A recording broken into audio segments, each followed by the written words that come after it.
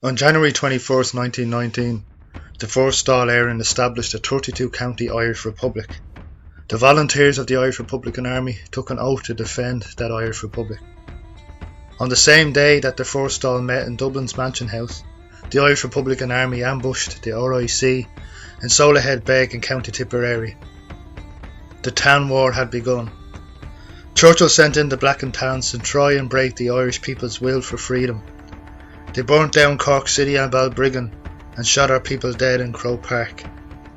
But the Tans were no match for the flying columns, who carried out spectacular ambushes at Kilmichael, Crossbarry and Drumkeen.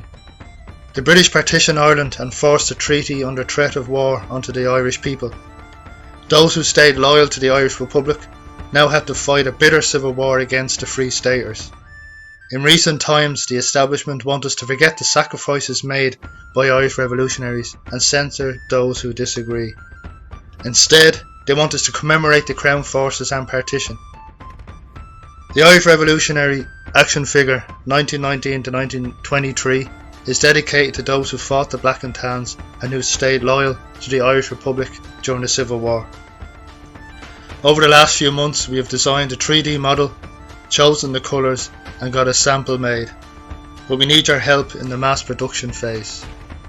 Irish Revolutionary Action Figure 1919 to 1923.